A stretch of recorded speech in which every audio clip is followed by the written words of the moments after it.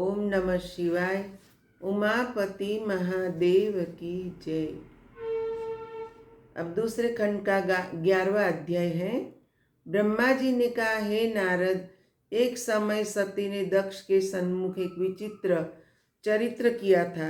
उस समय मैं और तुम वहां पहुंचे। सती ने हम दोनों को बैठने के लिए स्वर्ण की चौकी देकर हमारी स्तुति की। हम दोनों ने सती की नम्रता तथा सेवा देखकर यह वरदान दिया कि जिसकी महिमा अपार है तथा जिसकी हम और विष्णु सेवा करते हैं, जो किसी दूसरी स्त्री को न चाहे, ऐसा परम पुरुष तुम्हारा पति हो। सती से ऐसा कहकर फिर दक्ष से कहा, हे दक्ष, तुम धन्य हो। तुम्हारे घर में आदि शक्ति जगदम्बा अवतरित हुई है। अब तुमको यही उचित है कि मोह रहित होकर कन्या का विवाह शिव के साथ संपन्न कर दो। ऐसा कहकर मैं और तुम अपने अपने स्थान को लौट आए। उस समय दक्ष ने प्रसन्न होकर सोचा कि अब सती युवा हुई तथा घर से बाहर पैर नहीं रखती है, अस्तु अब मुझे यही उचित है कि जिस प्रकार शिव जी उसको स्वीकार करे वही उपाय करना चाहिए। इसी प्रकार विचार करते करते बहुत समय व्यतीत हो गया, परंतु दक्ष के हृदय में कोई बात स्थिर न हुई। तब सती ने सोचा कि मैं शिव का तप करके शिव शक्ति हो जाऊं, परंतु लज्जावश माता पिता की आज्ञा के बिना वे इस बात को प्रकट नहीं कर सकती थी।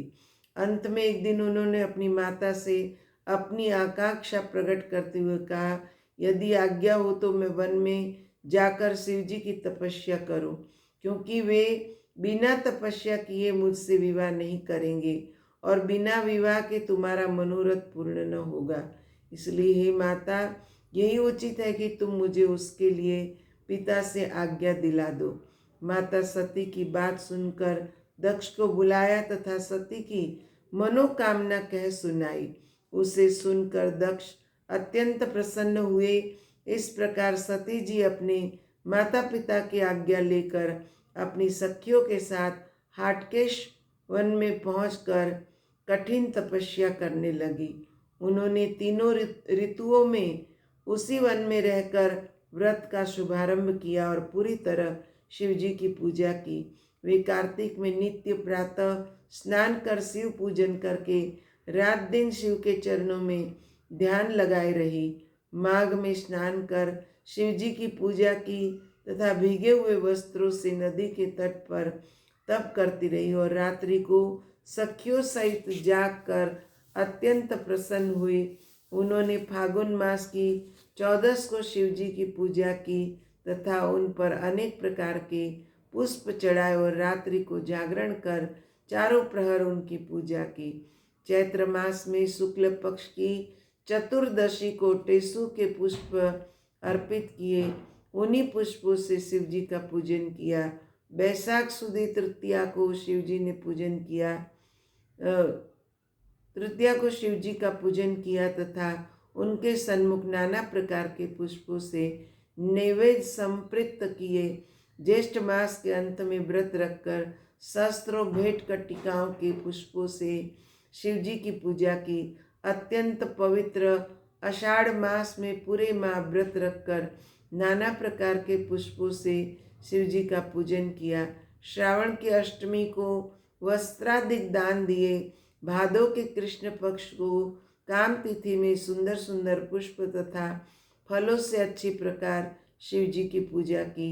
इसी प्रकार चतुर्दशी को पुनः शिव जी का पूजन किया।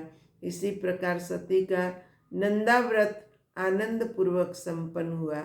नंदा व्रत पूर्ण हो जाने के पश्चात सती ने प्रसन्न होकर लोगों को बहुत दान दिया और वेद के अनुसार अनेक प्रकार की सर्वोत्तम वस्तुएं एकत्र कर उनसे शिव जी का पूजन किया। ब्राह्मणों को शिव स्वरूप दान कर उनकी पूजा की। इस प्रकार शिव के प्रेम में मगन होकर योग धारण से तप किया और श्वास चढ़ाकर जल में बैठ गई। उस समय मैंने तथा विष्णु ने जाकर देखा कि सती सिद्धों एवं अमरगण की भांति बैठी है और वहाँ के संपूर्ण जीवों में कोई भी द्वेष भाव नहीं है। यहाँ तक कि सिंह तथा गौ एक साथ रहते हैं। इसी प्रकार समस्त जीवधारी शत्रुता त्याग कर वहाँ प्रेम पूर्वक क्रीड़ा करते थे। मैं और विष्णु की वहाँ की ऐसी दशा देकर सती की स्तुति करने लगे। फिर कैलाश पर्वत की ओर यह कहते हुए कि सती को शिवजी का अंगीकार करे चल दिए। यह 11वां अध्याय हम पूर्ण करते हैं। ओम नमः शिवाय।